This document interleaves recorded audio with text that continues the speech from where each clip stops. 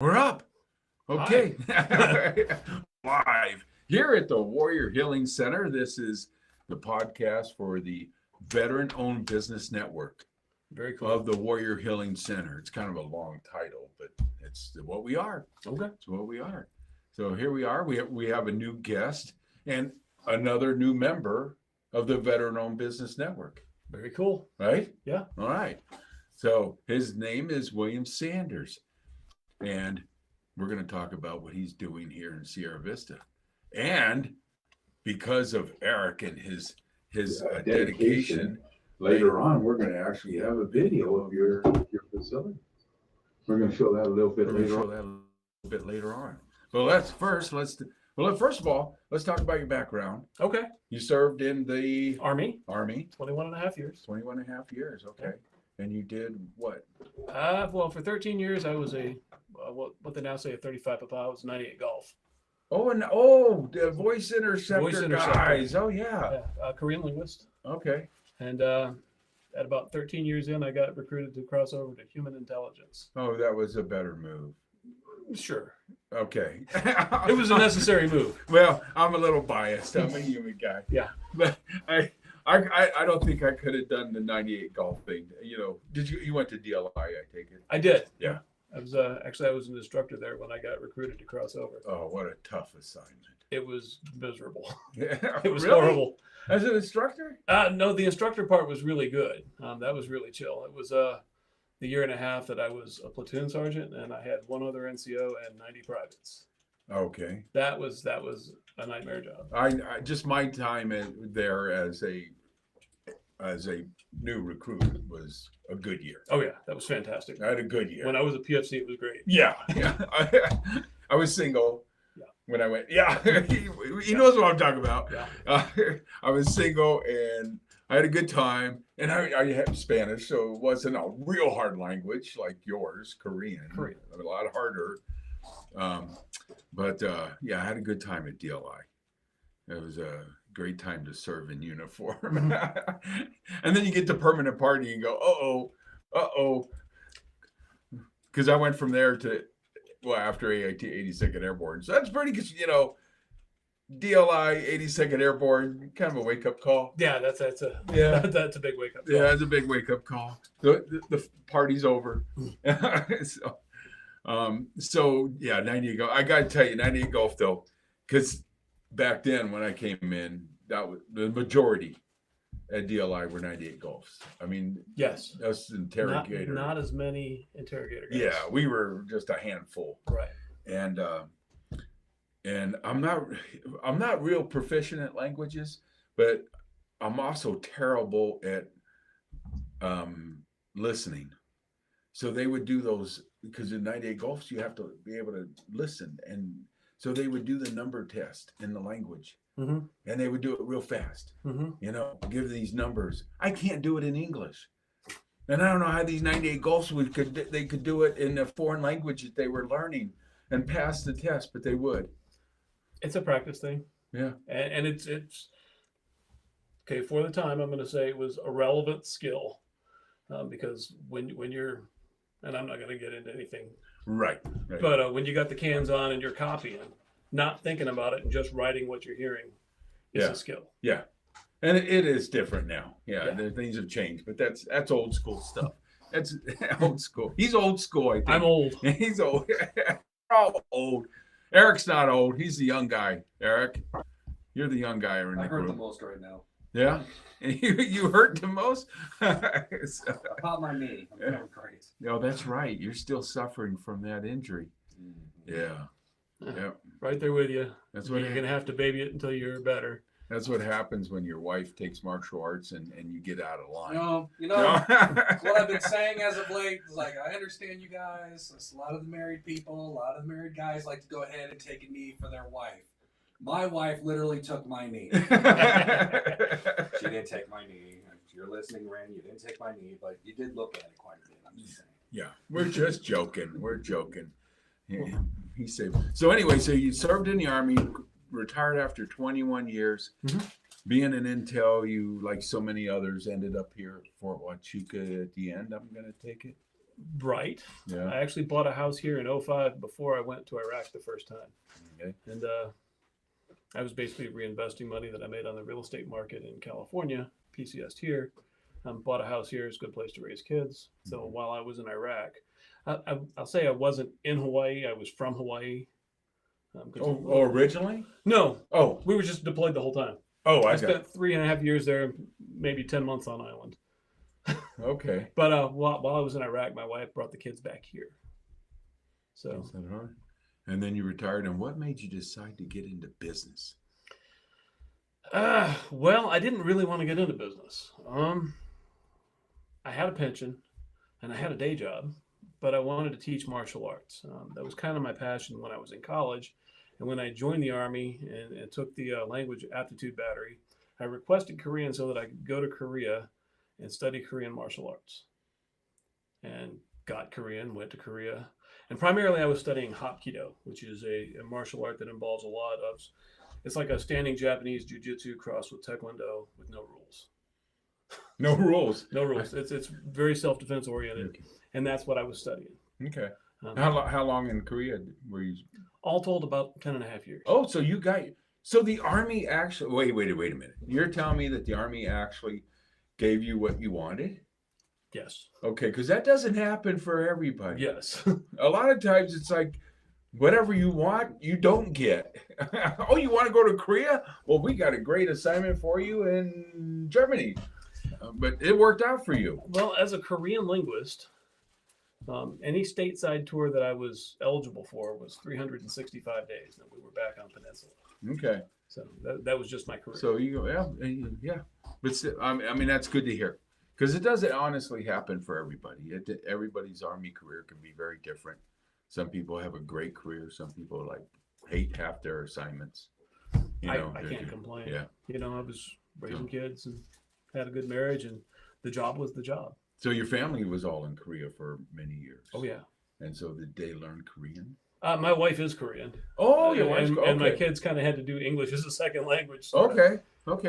So you're keep up with the language then. I've gotten a little bit rusty in the last 10 years since I retired. Okay. And my Spanish and French, German have all gone away. So you studied martial arts in high school. College. Or college. Yes. Had a passion for it. Joined the military. Did you join as an officer? No. At college. I dropped out of college and joined as a PC. Oh. I finished my degree, my first tour of Korea. Okay. All right. How old were you when you joined? 23. 23? Yeah. Okay, still pretty young. So you didn't finish college and just dropped out and joined the military? Yes. Okay. But now you have a pension.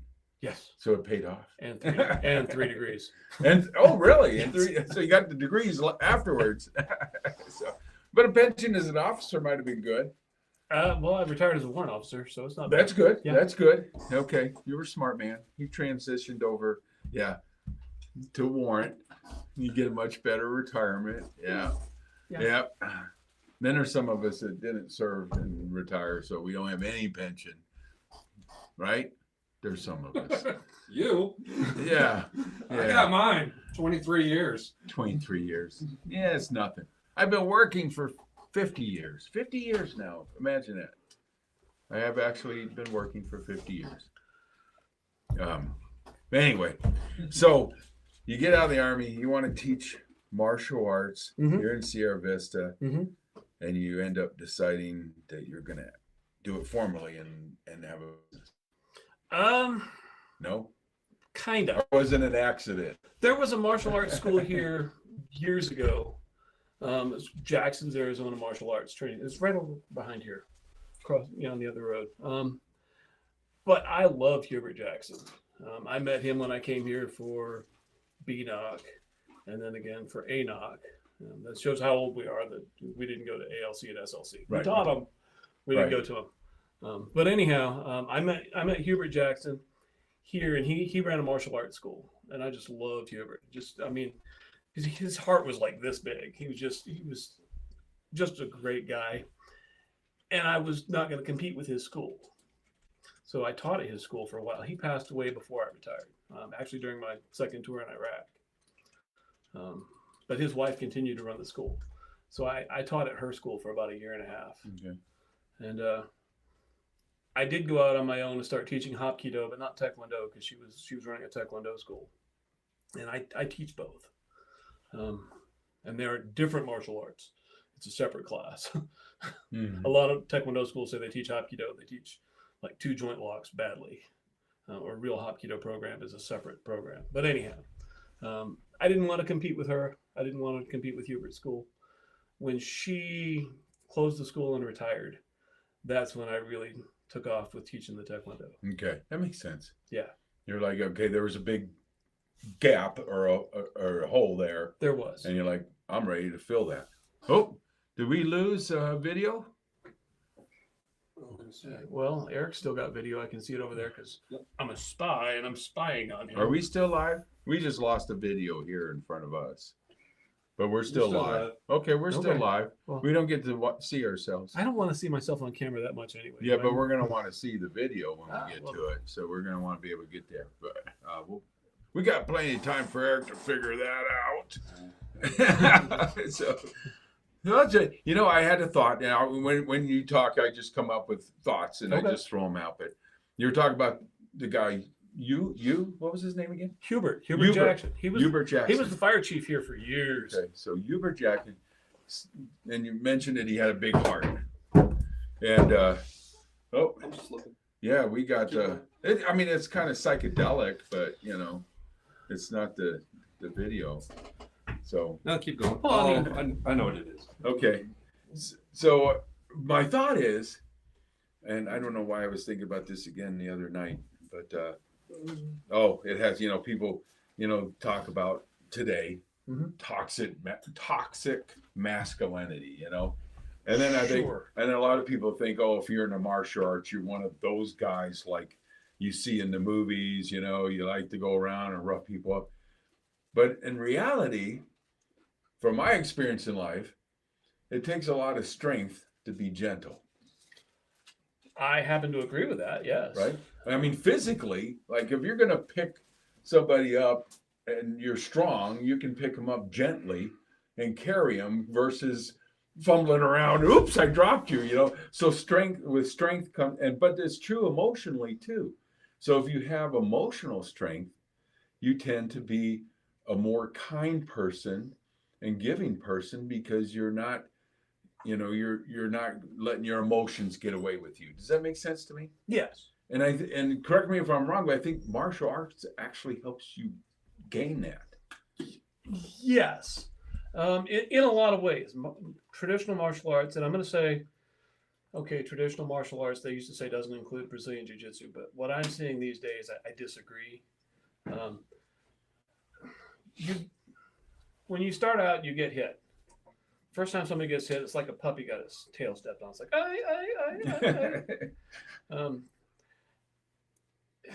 After the 5,000th time you've been hit, you say, good job, good hit, keep training.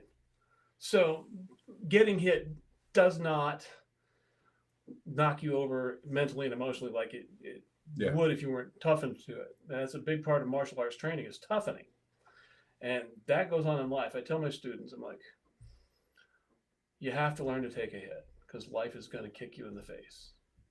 And when it does, you got to drive on. So that's a big part of martial arts training. And I think that's pretty much universal for all martial arts training. Now, as far as teaching people to be nice and to be kind, I think that's a product of a lot of martial arts schools, but not all of them. Certainly not all of them. Yeah. Well, maybe I used the wrong words, but the idea that with the strength, both physical and mental strength, you have more reserve, more calm.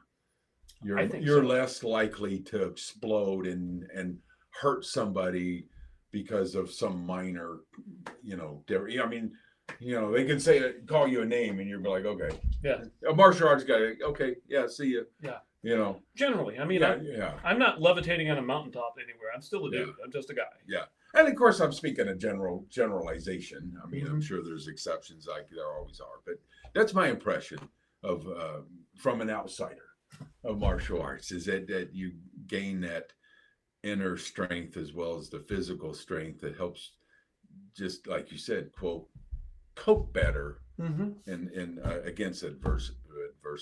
Well, I can't even talk tonight. Adversity. Thank you. I can't talk tonight. Oh, when can I talk? Right? There are 2 soapboxes coming. Just note that. Oh, that was kind of a mini soapbox. That was Who, me? No, he's got the 2 soapboxes coming. Yeah, that was one of them. That was kind of one of them, right? That was a soapbox, sort of. Yeah, it happens. Anyway, so, okay, but we haven't even said the name of his business yet. So, and it's here in Sierra Vista. Yes, at the mall. I got to give you an A+ for the name. There was Because some it's negotiation. awesome. Really? Yeah. The name is awesome. I love the name. I'm going to say it right now. White Tiger. I mean, you can't come up with a better name for a martial arts studio, in my opinion. White Tiger. It's fixing to get better. Is it? Oh yes, there's a reason for the name. Okay, go ahead. My instructor, who still teaches in Jackson, Mississippi, is a Vietnam vet. And he started learning Hapkido with the ROC 25th Infantry Division in Vietnam. Mm. And in English, we call them the Tiger Division. In Korean, they're the Pek Ho Sadan, which is the White Tiger Division. Okay. So I named my gym White Tiger to kind of honor him. Okay, and the training that he got from this division, Exactly. the White Tiger Division. Yes. How come we don't have divisions like that in our army? We don't have the. Well, we got better weapons. Well, we got a few. I mean, you got the Screaming Eagles. That's a cool name. Sure. Even though, in the 82nd Airborne, we made fun of the Screaming Eagles, but The choking chicken. Yeah.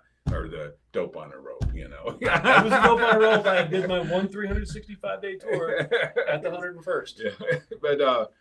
But it's still, you have to admit, it's a cool name, Screaming Eagles. It's a nickname, though. It's not a formal name. Was the White Tiger the actual name, or was it a nickname? I want to say that there are at least 3 ROC infantry divisions, ROC is Republic of Korea, that have those names, maybe more. I know the White Horse Division, the Blue Dragon Division, and the White Tiger Division. Okay. All right. So, Pentagon, if you're listening, anybody out there in the Pentagon, you need to start renaming your divisions, and you need to come up with cool names like Blue Dragon, White Tiger. I mean, come on. Well, there's a background there. Those are like the mythical long-lived creatures in Korean mythology. There's another one that's like the Black Turtle and the Red Phoenix. So these names have significant cultural and historical meanings to the Korean people. Okay, we can do that. We can do Grizzly Bear. We can do, we got the eagle. We can do grizzly. We got a wolf. We can do the cougar. No, okay. I want cool names for army divisions. Cougar has picked up another association with that. I mean, you And always. you got to be a little bit careful because He's the always- Chinese are also doing that. So Can we go Puma then, or mountain lion? Okay. We won't go cougar. California Golden Mountain Lion Division. Yeah. But so I don't think the Pentagon's listening. Probably not. Yeah, but I'm telling they need to listen right here. They should be tuning into this podcast, and they can learn a few things. I don't think I'm that important, but thank you.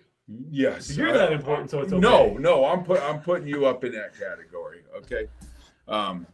Anyway. So you opened up. Oh, where are you located? We're in the mall now. We've been in the mall for just over a year. Okay, you got in the mall. Okay, so you got a pretty good space. It's the lighting is fantastic. The location is fantastic. We're outgrowing it a little bit, but we're in the biggest space that they can provide us. So okay, so right in the Sierra Vista Mall. Mm-hmm. If you haven't been there in a while, check it out because there are a number of new businesses in there. My understanding is the rents have gone down. Way down. Because back in the day, it was when I first opened my store, I had looked at the mall. It was ridiculous what they wanted. Mm-hmm. I'm like, no.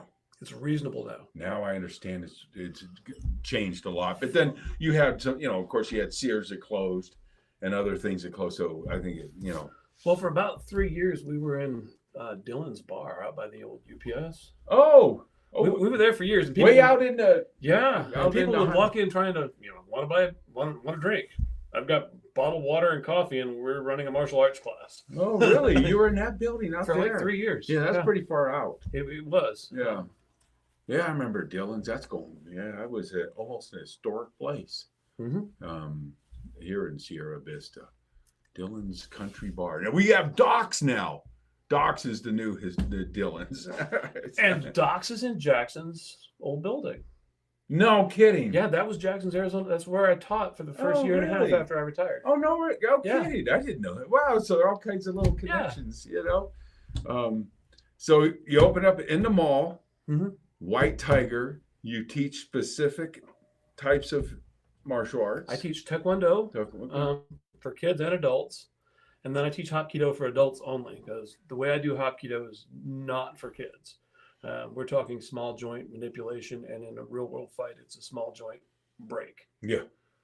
So I like that. I don't want my school kids going and getting in the schoolyard, dust up, and really hurting somebody. Yeah. So Here's another. So back to the old days. Yeah, but it's true. I mean, I think back when I was in high school, you could get in a simple fist fight, and nobody really got hurt. right. When I was in high school, yeah, you got a little fist fight.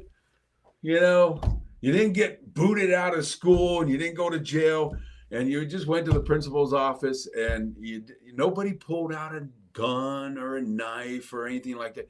You just, as kids, you blew off a little steam. Sometimes. And I mean, mostly it's just dumb kids banging on each other. Yeah. It's a dominance display. Yeah, and nobody really got hurt. Now, today, I think it's still mostly dominance displays. yeah, but now it's a lot more dangerous because you don't know the kind of person that you're dealing with, and they might pull out a weapon or something on you and go to do serious harm.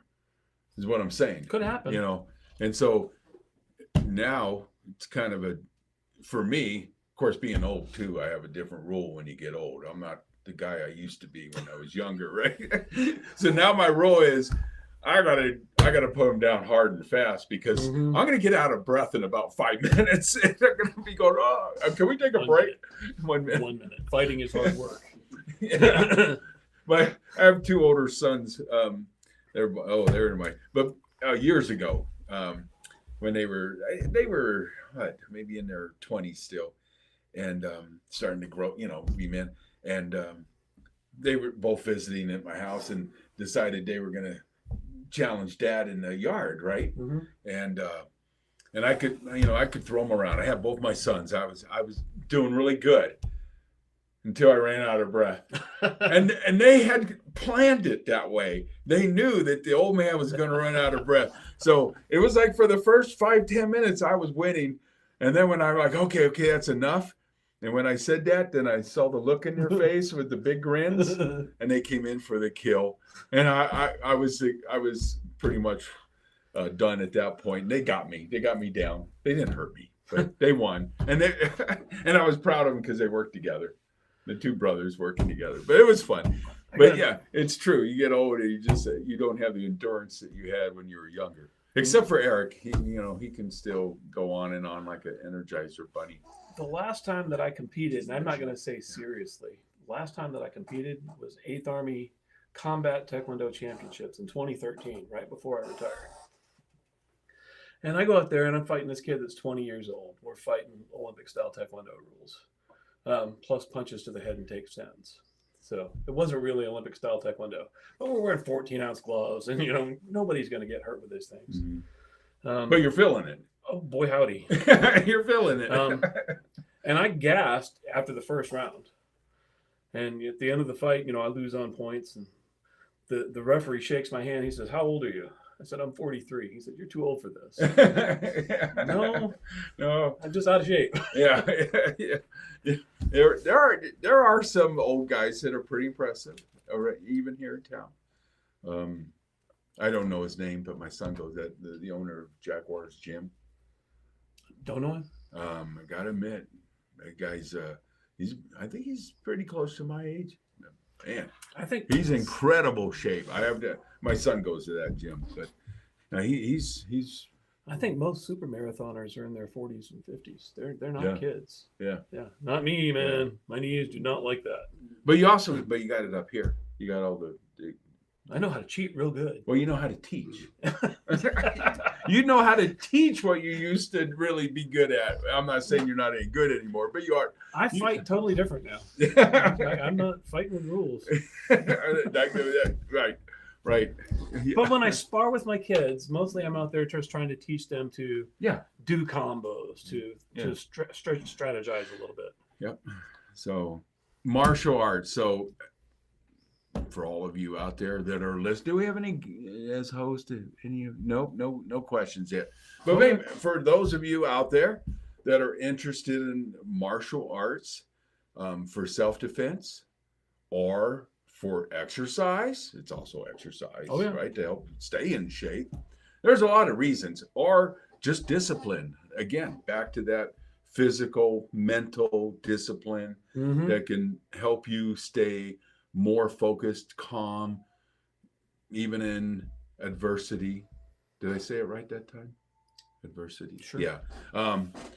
It's a useful thing. So, but it's a process. Don't expect me to fix you overnight. Yeah. I can't even fix me overnight. Yeah. It's not magic. You don't go in once and go, yep, I'm a, yeah. Like when years ago, I used to go to the gym, and this one guy, he was pretty buffed, at the gym, and he got tired of people always asking him if he worked out. No, I'm just like this naturally, So he would tell people come on and say, "Oh, do you work out?" And he goes, "Yeah, I did once." and he would say it real serious, and they would like, "Well, once, but you don't go to the gym and work out once and look like Arnold Schwarzenegger. It takes years and years and years of working out. Same thing, martial arts. You don't go in one time and go, okay, I'm good. I can do this and I can do that. But if you're interested, White Tiger in the mall right here in Sierra Vista. How many trainers you got? Oh gosh.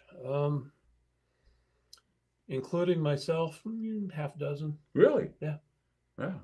Well, part of what I'm doing is I'm teaching my senior students to teach. That's part of my job, is to create instructors. Okay. So they can pass on their learning to others. Yeah, that's part of the process. Yeah. How many days a week? 5.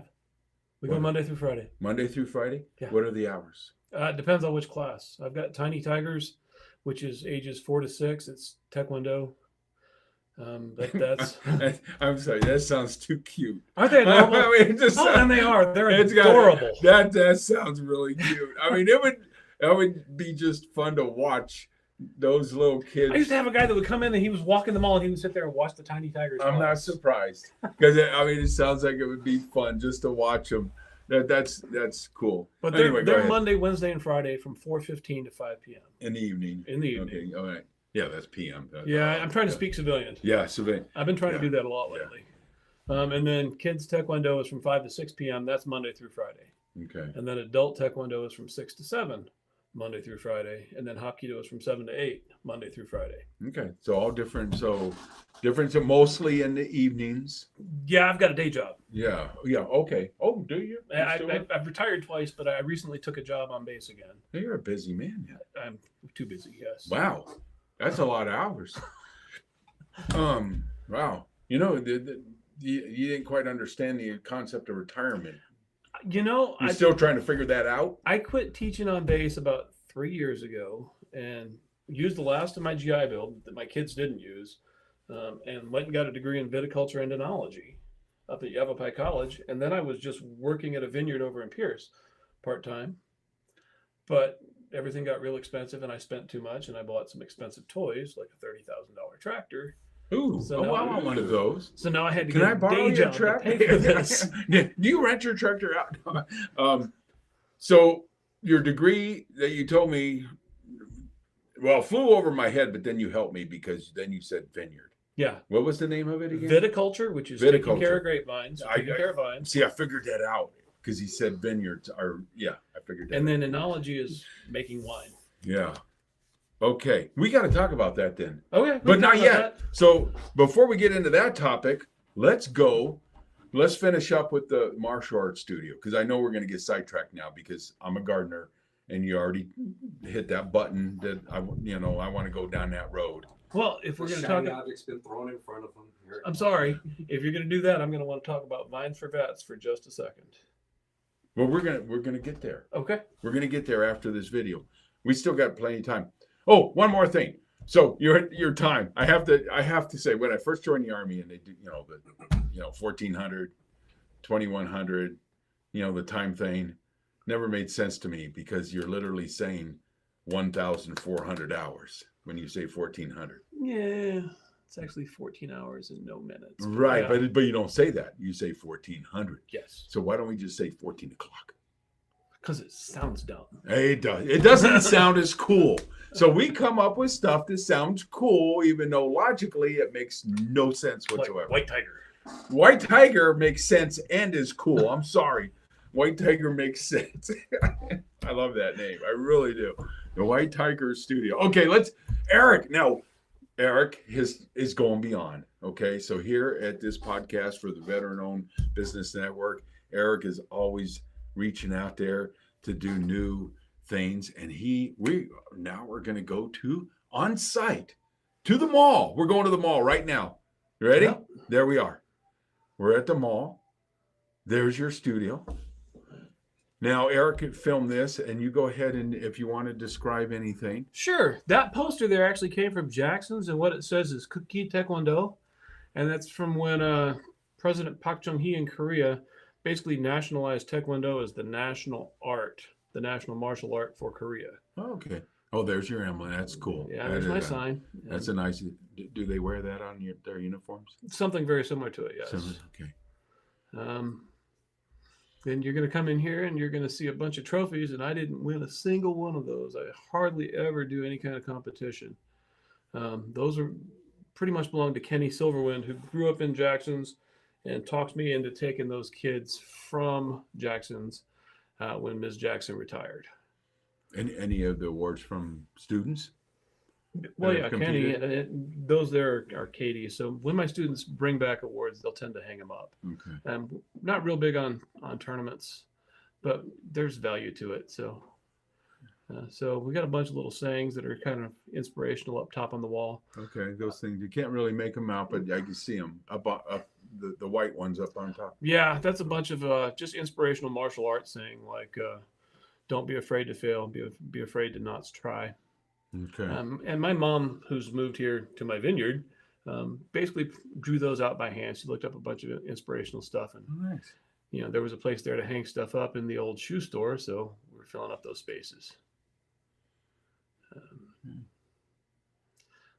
So that's a U.S. KMAF flag. It's, my instructors started an organization to kind of support Hapkido schools that are not too closely tied to some of the politics in Korea, and it's kind of expanded to some Taekwondo schools and Hapkido schools and Tangsudo schools. I haven't seen the Tangsudo guys just real recently. Got some swords, I see. Or no? Yeah, they're wooden swords. Oh, wooden swords. Okay. I've got all these training weapons that are martial arts weapons. The only weapons that I'll say I've mastered I'll use loosely are the M4, the M9, and the M16. Martial arts weapons are mostly just weapons of opportunity. So, you see those little kama, they're called knot in Korean, hanging on the wall. That's a farming implement. I've got one in my barn. I use it for cutting weeds. You also got a $30,000 tractor. That was my mom's. Yeah. I want a $30,000 tractor, Eric. I'm not going to get one. I know Don't we that. all? Yeah. So that's a neat little thing that my wife had me make there. It's just we break boards when we're testing. So my wife took and wrote on the boards the tenets of Taekwondo: it's courtesy, integrity, perseverance. Those are all broken ones. Boards They've that my been- students broke. I broke. Yeah. With their hand or Most- their foot. Yes. Or their head? No. No heads. No I'm heads. the only one dumb enough to break with my head. Okay. Um, Yeah. but when I have at a certain level, I make students start breaking real boards, and they have to break with a hand technique, and then a linear kick, and then a turning kick. Let's see, what is that? Best of Sierra Vista Awards. Yeah, we've placed a couple times. How long you been in business? Let's see. I came out of Jackson's in 2014, so almost 10 years now. 9 years. Okay. And I All right. like that because you were with AAU USA. AAU is the Amateur Athletic Union, and then USAT. Because I was with back in the day, track and field with them. Yeah. Now I just saw in the video there was a picture of a tiger, but it wasn't white. My mom collects those for me. I guess we can have non-white tigers in there for diversity. We're going to honor diversity and have non-white tigers in there. The 5-cent charge for whining, is that what you're pointing at? Yeah, Kenny brought that in. Kenny is one of the guys that brought the guys over from Jackson's. He's a pretty cool kid. He's local. He's a really neat dude in his own right. He's overcome some difficulties and challenges, and he's a flight paramedic now. We don't really see him anymore, but his mom is my senior student at the moment. You look like you got plenty of room in there. It And gets really full I when take there's it a 20 lot of kids in these there. are for kicking. Yeah, Yeah, those for are kicking for and kicking. punching.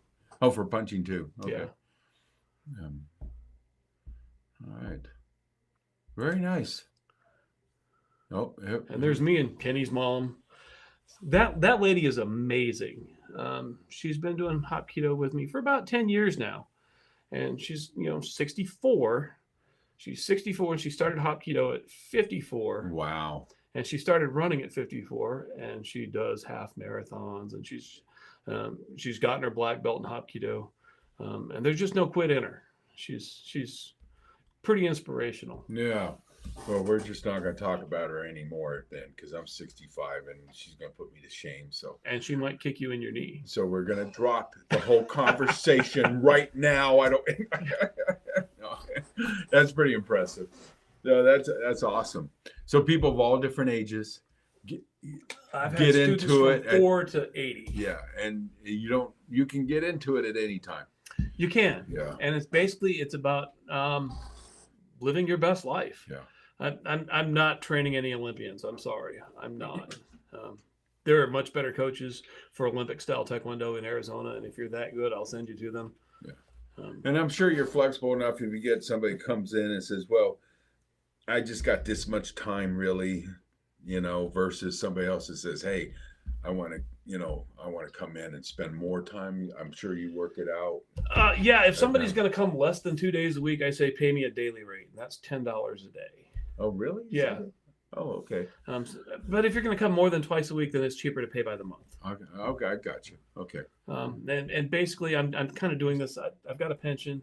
I've got a day job, so I don't have to make a living off of it. Yeah, but so people have the option. Yeah, If all they kinds want of to make, options. because some people maybe just want to experiment Sure. and just try it out, and they don't want to jump in with both feet. And, Oh, sure. and then some I get that all the time. Yeah, and then they Let may my kid find, come for a week, and then we'll see if they're interested. Right. Okay. Yeah, Doesn't cost me anything. yeah. Especially kids, because kids may, they got to figure out what they want. I used to Yeah. say, I used to say, don't even buy a uniform for the first month. Just show up in those Mhm. comfortable Yeah, clothes. that's good. That makes sense. Usually with kids, that doesn't fly because about their third class, they want to look like everybody else. Yeah, and they want to have that white tiger on their uniform. Yeah. That's what I would want. And I'm a big kid, so yeah, I'm a big kid. I want that white tiger on their uniform. Yeah. All right. So okay. So we got to move on Okay. because I'm a big gardener. I love gardening.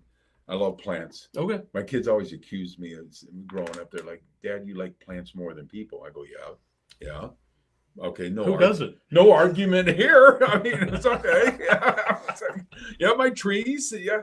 So, but you're specifically into vineyards. Yeah.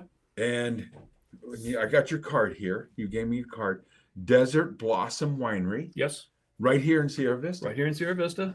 So we have a first vineyard winery in Sierra Vista. Yeah, because we know about the wines in the county and other locations, Wilcox, Soinita. Did I say it right? Sonoita. Sonoita. Sonoita. Yeah. Yeah. Well, I say Soinita. You say Soinita. I know. Potato. But now we got one right here in Sierra Vista. Desert Sort of. Blossom Winery. And you have produced how many wines? Let's see. I'm just getting started, and my vines are on their 3rd year, so they should be producing this year. And I planted 600 vines, Ooh, that's a 11 lot. different varietals. How many acres you got? 4. You can fit that many on 4 acres? That's about half an acre. How many? 600. You're kidding. No. You can get 600 vines on a half an acre? Yeah. Really? It's more than half an acre, but it's not 3/4 of an acre. Wow. Yeah. That sounds like a lot more. I don't know. It just sounds like it'd be bigger. Okay. What do I know?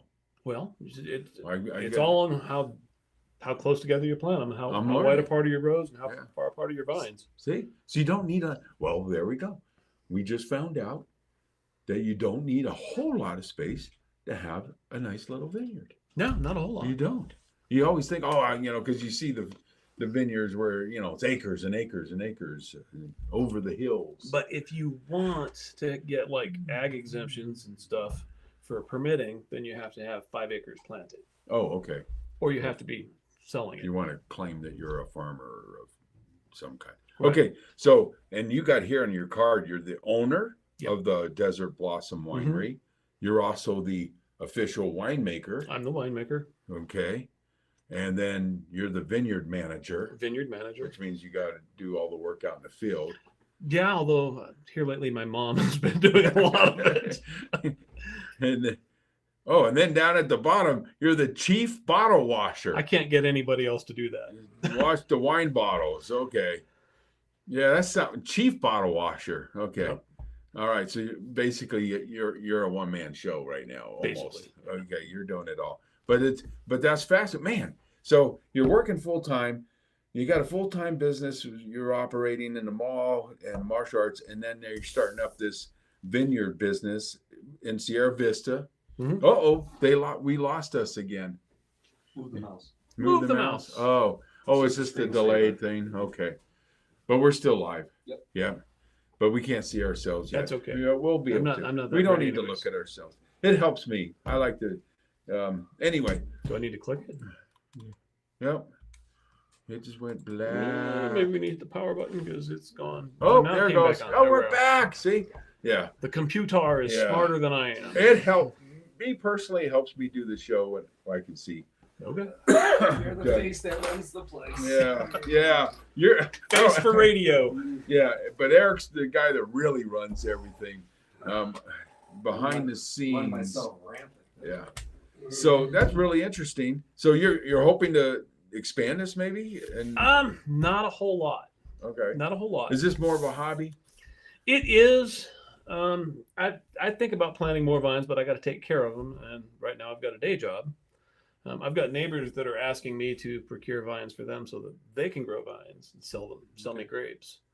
Now, can you legally sell your wines? Yes. Oh, okay. Yes, I have a You're- license. I've got a state license. Okay. Yeah, I imagine that's something you definitely have to have. Just any Yeah, kind of it was a alcohol. process. It Yeah, took I months to imagine. get through it.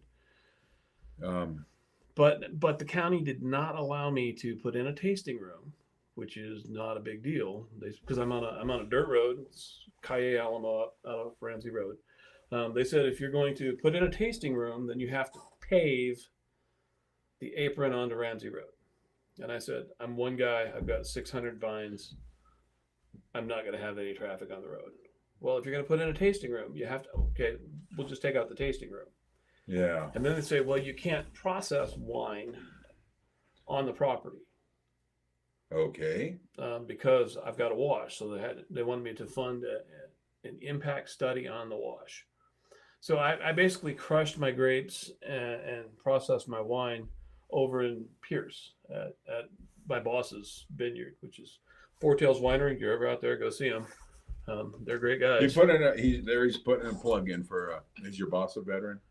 No, Oh. they're civilians. Okay, but he supports veterans. Yes. Okay, there we go. Yeah, there we go. And We'll put a plug 1764 in. vineyards, they're great guys too, and they're very supportive, and they cannot wait for me to get the Vines for Vets thing up and running. So you were able to find somebody else that would let you use their facility to process the wines. Well, I was their vineyard manager. Okay, and it saved you a lot of headache and money. Right, because you can get vineyard equipment. There's a lot of it for sale right now. I say a lot, it's a vineyard that's selling their equipment for $75,000 that I don't have. You don't have 70. What? Yeah, Really? I know. Oh, I usually carry that in my wallet. I think I got 75,000 right I here. think I got 50 cents. No, I got like $5. I take that back. I don't have. Oh, I'm surprised you just don't carry that around. Anyway, so now you had mentioned to me earlier Mm-hmm. that you're not only got your own small winery, Mm-hmm. vineyard, not a wine. You have a vineyard. I And can you make make your own 200 wines. gallons anywhere, and that's nobody's business. Even the county recognizes that. But you also told me earlier that you're kind of helping other people that might be interested. Explain that to me. Okay, so I was out working in my actually the vineyard over in Pierce at Four Tails, and there's a guy that goes over there and he volunteers. His name's George. George is a retired SF guy, and his wife is a retired Army helicopter pilot. But they come over and they help prune the grapes, and they'll work in the vineyard. And he says to me one day, there ought to be a program to teach veterans how to do this because it helps calm me. And I said, yeah, it's comforting to me too to be out here in the sunshine, in nature, fiddling with these vines, pruning them and looking at them. And so it's kind of cathartic to work in a vineyard. Mm-hmm. So, I get that. I definitely get that. Being a gardener, I understand that 100%. You getting in the dirt and working with plants and watching them grow and making them grow and watering them and caring for them, they become your babies. Yeah, absolutely. They do. So the whole that kind of has, I'll say has blossomed. It's grown into an idea of let's make a program to teach vets with whatever situation they've got the benefits of viticulture. Yeah, I like that idea. I like that idea a lot. Yeah. Yeah. Get out there, like you said. It's healthy. It's like a form of meditation. Well, in not a only sense. that, homeless vets is a problem. Mm-hmm. I mean, it is. There's guys that come back from the wars, and they're not doing well. And not only is it cathartic and comforting, but it's also kind of a valuable job skill. Yeah. There's a tight labor market for guys that will work in a vineyard. And honestly, I could turn that into, if you've got space to plant some vines, here's some vines. We're going to teach the crew how to put in an irrigation system, and here's the irrigation system.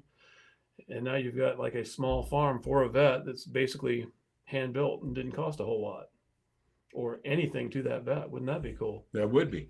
So here we go. Here's another example, right sitting next to me, a veteran that is willing to, I'm going to take it that this project that you're going to work on is not going to be for profit. Oh, no.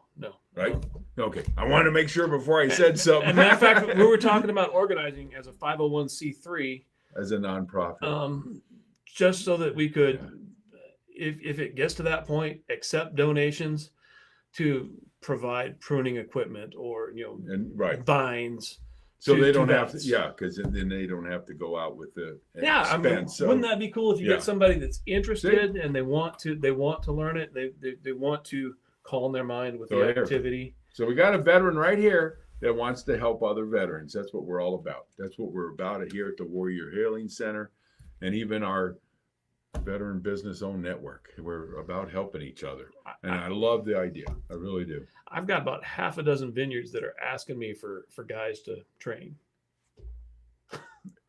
Yeah. So they could get the training, and then they're going to find work. Oh, absolutely. They're going to find work Absolutely. because knowing how to prune a grapevine is Knowing how to a take little care bit of of a an vineyard. art. It's a bit of an art, my understanding. It's a 2-year program to get in the base program over at I did it in a year, but it's a 2-year program over at Yavapai College, and then you go on to like master's programs at UC Davis. I mean, it's an art. It's a science too. I mean, there's You're right. there's An a art lot and of a science science. to it. Kind of like interrogation. Yeah. Yeah. Since It's we're an both art and a former science. the art and the science. I always taught my students that. So that is too cool. How we doing? Oh, we're still good on time. So Wow, you're into a lot of stuff. Martial arts, vineyards. Well, and you would have never associated the two together. I would have never if you had. there's a whole lot of similarity involved with the vineyards and the martial arts. I mean, you think about it. Learning how to strengthen your body, calm your mind, Eric, what do you call them over at Chosun? You call them hyungs or pumse or kata forms? I believe it's kata. Kata, because you speak Japanese. Yeah. Emil Sabonim, teach him Korean. It's a Korean martial art, doggone it. Anyhow. Now hello, Korean, No, Japanese. no, he's Korean too. That's why I yelled at him. To be fair, my wife has studied a lot of Korean and Japanese, all that along that goes with J-pop and K-pop. So if I picked up something and missed something along the way, that's right. Happy Women's Day, my wife. I'm blaming you. That's right. Eric messed up because they're called hyungs in Tong Sudo. Yeah. I heard my name. I've been out. Anyhow, that calming the mind, that focus that you're doing when you're doing a form properly, and you're okay. I'm going to do this with focus, and bang, there it is. You're going to get that same focus with okay. This is what this mind needs to prosper. There's a lot. I mean. You notice that when he did that little punch, it was like directed towards me. I just noticed it watching it. It was a block. I was protecting my knee. It looked like a punch to me. If I block you, it's going to hurt. But you held way back. You held way back. Yeah, we're no demos tonight. No demos. No demos. Yeah. I can show a wedding lock, I suppose, if you want, but it's going to hurt him. Why would you want to hurt me? I don't want to hurt you. Okay. So we won't do the demo. Okay. I think I can take a little pain. A little bit. No, we won't go there. Okay. What were you going to show? I was going to come up here. Oh yeah, that See how hurts. that goes? Oh yeah. I don't like that. Now, if I'm in a hurry, I'm just going to touch his fingertips to his elbows. Oh. Yeah, that's it was a little bit uncomfortable. I was gentle. Gentle. No, it was, but yeah. So yeah. I've had Erica practice a little bit on me too. It was just small time. Yeah. Small time. Yeah. I'm just learning it for the experience. All right, I'm going to give you a JR-ism. JR is my instructor, Vietnam vet. So we'll say older than 70 at this point, maybe substantially older than 70. But he's got a saying on his website. He says it pretty frequently. He says, "We're all beginners. Some of us have just been beginning a little longer." Yeah. Me personally, and I think it's great for everybody, but the idea of women in martial arts, I think, because just culturally, they're more victimized, and a lot of times growing up kind of with that victim mentality, and they get into martial arts and that goes away real fast. You know what I'm saying? Am I right? Lady self-defense is a topic that is near and dear to my heart. Hapkido especially is really, really good for women's self-defense. And there are plenty of other arts that are good too. A lot of other good schools around here. I raised daughters, and I said, "Can I curse a little bit?" Yeah. I said, "Before you go on your first date, you will know how to fight like a pissed off circle saw. There you go. If some boy puts his hand on you without permission, I want you to remove it at the elbow if necessary." Yeah. And I teach other people's daughters that. Some dude puts his hand on you without permission, break it. If Jade and Ruby are listening out there, I know they're not. Those are my two daughters. I'll teach them how to do it. One's in Phoenix and the other one's still here. But if they did by any chance be listening to the podcast, just food for thought, maybe a little bit of self-defense. Now, my oldest daughter did in high school serve some time with the Border Patrol Explorer program. Okay. Which, I mean, they do some. Well, at least she did learn how to fire a weapon. They did teach her that, and they did teach some defense stuff. So, but just if you're listening, food for thought. I've got a student in Phoenix who's fantastic. So if you're in Phoenix and want to learn Hapkido, I know the guy. His Hapkido is a lot different from mine. It's almost Brazilian Jiu-Jitsu based, but it's cheating at Brazilian Jiu-Jitsu. So, okay, what's different about the Brazilian? but it's more rolling around on the ground. Which it's a fantastic program. They train really hard. Nothing against those guys. I love them. Before I moved out, I used to rent mat space at Shoot the Box MMA. And my wife was in Korea, so I'd finish teaching my class, then put on a white belt and go join their class. And it was fantastic training. So. And I take it was invented in Brazil? It's or their form of. I'm going to say based in judo. They took judo and kind of, or Japanese jiu-jitsu, but more judo is my opinion. I'm not an expert on BJJ, other than Professor Keelis, who's fantastic. I love those guys. What about the Danish and Norwegian martial arts? Oh wait, there aren't any, are there? Let's see, I'm Danish and Norwegian. Savant's French. I don't think we have.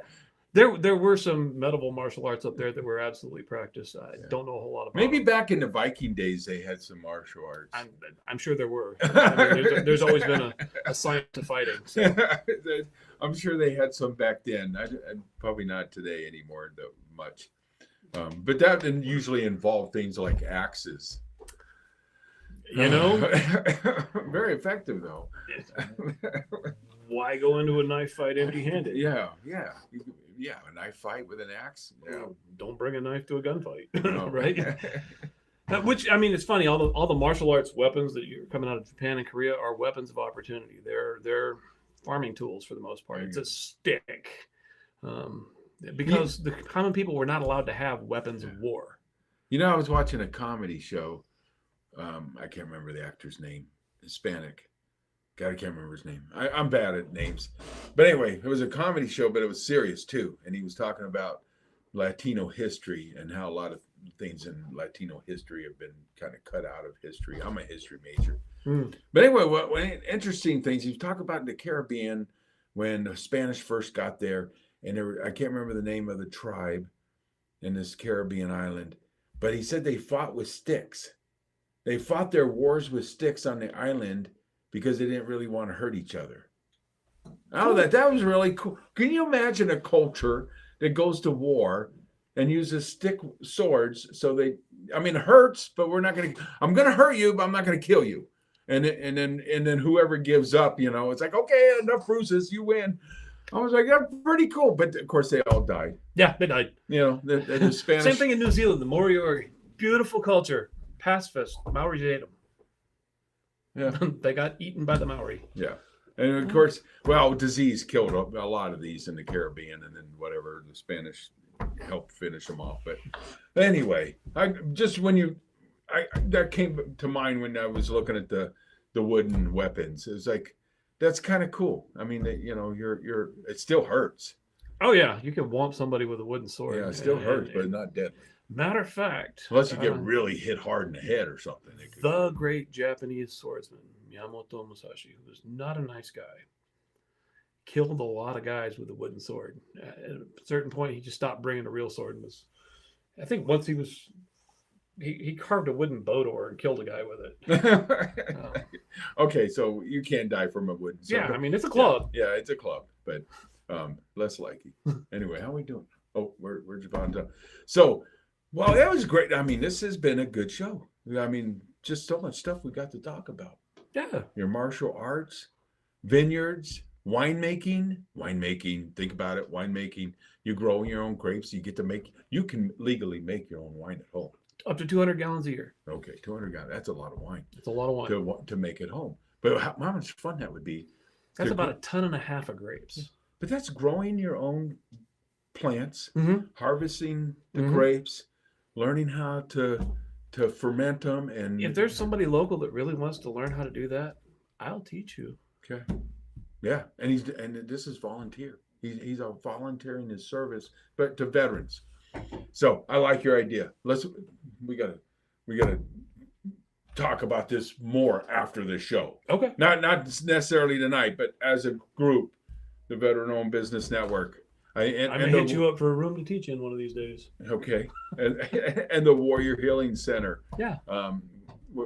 I like the idea a lot for veterans to get out, and I know for me, gardening is my pleasure. And even though I'm old and sometimes I can't work as very long, I get out there in a couple hours and I might be like, okay, I think that's it for today. But I still enjoy it a lot compared to when I was younger. And it's cathartic. Yeah. And it's good for you spiritually. Yeah. We got a physical, mental, spiritual. Yeah. That's what we're doing here, isn't it? Yeah. That's what you're doing. I don't know. I'm not doing it. He's doing it. He's helping people physically, mentally, and spiritually. What more can you ask for? I'm not meditating on a mountaintop somewhere. I'm just a dude. I'm giving you a pat on the back. I appreciate that. I'm giving you a pat on the back because I'm impressed with what you're doing with all this stuff. So, all right, Eric, I think we got to wrap it up. I got one final note. This Saturday. Wow, that's some feedback. All right, this Saturday, There, there is going to be Nonprofit Saturday over at the mall in Sierra Vista. So Warrior Healing Center will be there along with a bunch of other nonprofit organizations. It'll be there from 11 till 4 this Saturday, so come on out.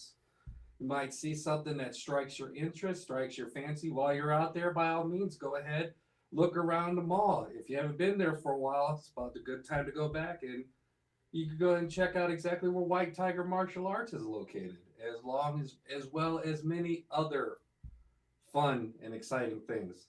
Hot Topic. Rob could go get his nails done if he so desires.